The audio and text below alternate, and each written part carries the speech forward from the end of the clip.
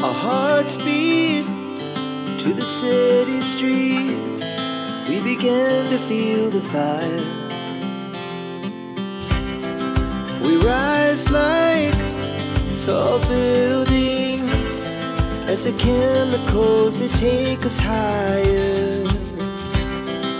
The night's young and it's just begun as she puts her hand in mine.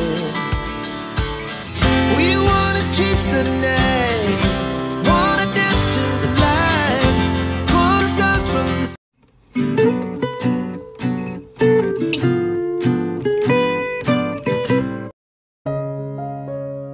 নমস্কার, কেমন আছেন সবাই? Homemaker মাম্পির আরো একটি নতুন ব্লগে আপনাদের সবাইকে স্বাগত জানাই। এখন বাজে ভোর 5:30 আর ভোর 5:30 থেকে আপনাদেরকে সঙ্গে নিয়ে ভিডিওটি শুরু করলাম।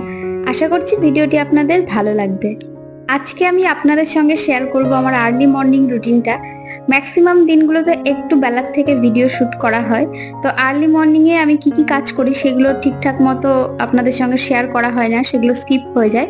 তো আজকে ভেবেছি যে একদম আর্লি মর্নিং থেকে আমি কি কি করি প্রতিদিন সেটাই আপনাদের সঙ্গে শেয়ার করব। আশা করছি ভিডিওটি আপনাদের খুব ভালো লাগবে।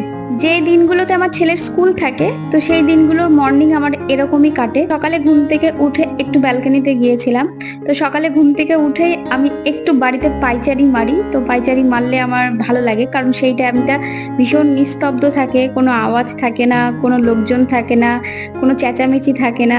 তো সেই টাইমটা একটু নিজের সঙ্গে টাইম স্পেন্ড করতে ভীষণ ভালো লাগে। তো তারপরেই সোজা একেবারে ফ্রেশ হয়ে চেঞ্জ করে কিচেনে চলে এসেছি। প্রতিদিন রাত্রে শোয়ার আগে আমি বাদাম ভিজিয়ে রাখি, তো সেগুলো ছিলে রেখে দিয়েছি। ছেলে বাথরুমে গিয়েছে ফ্রেশ হতে, তো ও এসে খেয়ে নেবে। আর এদিকে আমার আর বিজয়ের জন্য একটু চা করে নিয়েছি। তো চা খেয়ে বিজয় যাবে বাবুকে পড়তে দিতে, আর আমার তো অনেক কাজ রয়েছে।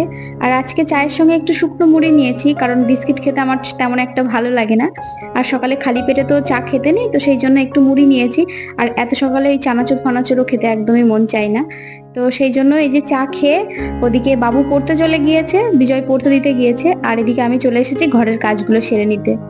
গতকাল রাত্রে পড়া করে ওঠার পরে বই গুছিয়ে রাখিনি, মানে পরের দিন সকালে যদি ছেলের পড়া থাকে তো রাত্রেই সব বইয়ের ব্যাগ গুছিয়ে রেখে দেয়। তবে গতকালকে যেহেতু গোছায়নি, তো সকালে তাড়াহুড়ো করে একেবারে বইটই সব এলোমেলো করে ধুয়ে চলে গিয়েছে খাটের ওপরে এখানে ওখানে বই ছিটিয়ে।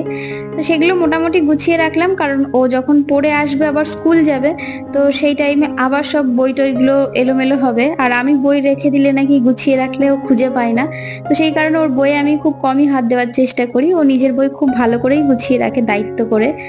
তবে দু এক সময় পড়তে বসলে বা দু এক সময় তাড়াহুড়োর জন্য হয়তো একটু অগোছালো থাকে, তবে ম্যাক্সিমাম টাইমটাও গুছিয়ে রাখারই চেষ্টা করে। একটা জিনিস কি জানেন তো, বাচ্চাদেরকে ছোটবেলার থেকে তার বাবা মাকে বা আশপাশের পরিবেশে বা বাড়িতে যে জিনিসগুলো দেখবে, তো বাচ্চারা সেটা খুব ভালোভাবে ইজিলি শিখে যায়। সেটার জন্য আর বকে মেরে শেখাতে হয় না। আমার ছেলে খুব ছোটবেলার থেকে এই পরিষ্কার পরিচ্ছন্নর দিক থেকে ভীষণ সেন্সিয়ার।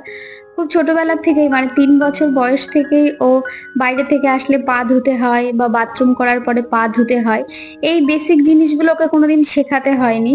তো এই জিনিসগুলোর খুব ছোটবেলার থেকেই রয়েছে। আসলে ছোট থেকে যেহেতু আমাদেরকে ওই জিনিসগুলো করতে দেখতো, তো সেটাকেই ও ঠিক মনে করে ওটাই করতে হয় সেই ভেবে সেই কাজগুলোকে করতো। অনেক বাচ্চারা দেখবেন খেলা করার পরে খেলনার চারি ঘরে এদিক ওদিক ছড়িয়ে ছিটিয়ে রাখে, তবে আমার ছেলে কিন্তু ভীষণ লক্ষ্মী ছিল। ওর একটা বড় বাস্কেট করা ছিল, ও সারাদিন সব ঢেলে খেলবে, তবে খেলা হয়ে যাওয়ার পর সব বাস্কেটের মধ্যে ওই ঢুকিয়ে রেখে দিত। আর এটা ওর খুব ছোট বয়স থেকে, মানে যখন ও 3-3.5 বছর বয়স ছিল তখন থেকেই করতো। শুধু ওকে বলতে হতো বাবা খেলনাগুলো গুছিয়ে রাখো, ও সুন্দর করে গুছিয়ে রাখতো। বাচ্চাদেরকে কোনো হ্যাবিট শেখানোর আগে সেই হ্যাবিটগুলোকে নিজেদেরকে খুব ভালোভাবে ইমপ্লিমেন্ট করতে হবে, তারপরে বাচ্চারা সেটা দেখে অটোমেটিক্যালি শিখে যাবে। অ্যাকচুয়ালি বাচ্চারা বলে, মানে বাচ্চাদেরকে বলে শেখাতে পারবেন না, অবশ্য করে শেখাতে পারবেন। আগে নিজেরা করতে শিখুন, বাচ্চারা অটোমেটিক্যালি শিখে যাবে। আসলে আমার বাচ্চা যখন ডেলিভারি হয়েছিল তখন আমার ছেলে প্রিম্যাচিওর হয়েছিল, ও 8 মান্থেই ও ডেলিভারি হয়ে গেছিল। তবে অনেক কমপ্লিকেশন ছিল, সেগুলো পরে কোনো এক সময় আপনাদের সঙ্গে শেয়ার করব। তো সেই টাইমে ওকে যখন বাড়িতে নিয়ে এসেছিলাম, ওর ওজন ছিল 1 কিলো 900 গ্রাম ওজন ছিল ওকে যেদিনকে আমি নার্সিং হোম থেকে 7 দিন পর বাড়িতে নিয়ে এসেছিলাম। তো তারপরের থেকে যত্ন সহকারে রেখে সেই ছেলে আজকে 14 বছর বয়সে ওর হাইট হয়ে গেছে 5 ফুট 9 ইঞ্চি, মানে ও এত লম্বা হয়ে গেছে। আর আমার ছেলেকে তো আপনারা দেখেইছেন কেমন হয়েছে। মানে যখন আমি নার্সিং হোম থেকে বাড়িতে নিয়ে এসেছিলাম তখন হয়তো কেউ ভাবতে পারেনি যে আমার ছেলে এরকম এত বড় হয়ে যাবে।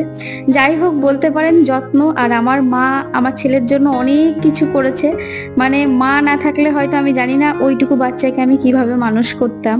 তবে এখন তো ইন্টারনেট রয়েছে, সবার হাতে স্মার্টফোন রয়েছে, তখন সেই জিনিসগুলো এত বেশি অ্যাভেলেবেল ছিল না। তো এখন আপনারা যে কোনো ডাক্তারের বা যে কোনো সম্বন্ধে বাচ্চা রিলেটেড যে কোনো জিনিস আপনারা ইন্টারনেটে খুব ভালো ভালো অ্যাডভাইস পেয়ে যাবেন।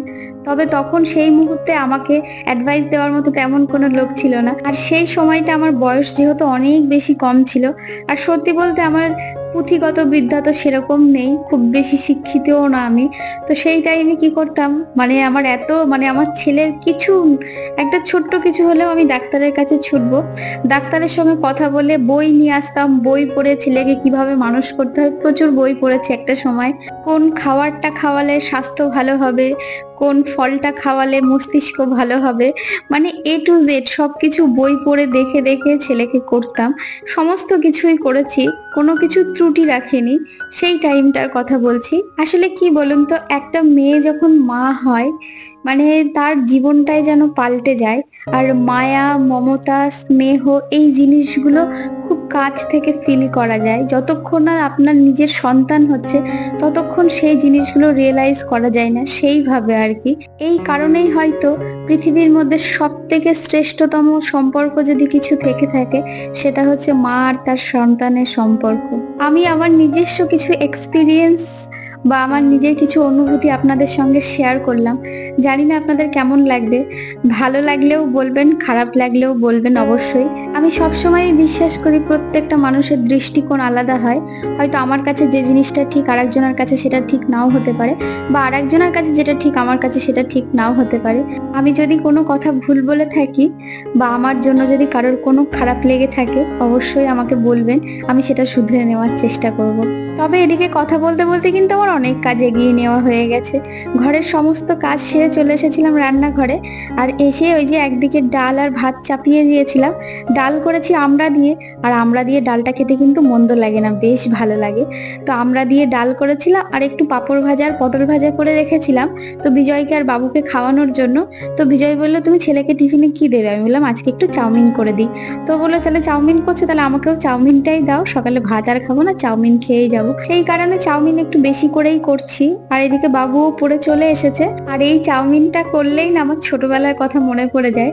আমরা যখন ছোট ছিলাম স্কুলে যেতাম, তো সেই টাইমে সেম চাউমিন মা করে দিত, আলু দিয়ে, ডিম দিয়ে, বাদাম দিয়ে। পৃথিবীর সব রেস্টুরেন্ট ফেল, এত সিম্পল এত টেস্টি চাউমিন, মায়ের হাতের চাউমিন এর থেকে ভালো মনে হয় কেউ কোনো রেস্টুরেন্টেও পাওয়া যেতে পারে না। তখন এতটাই ভালো লাগতো, তখন যেহেতু খুবই ছোট ছিলাম।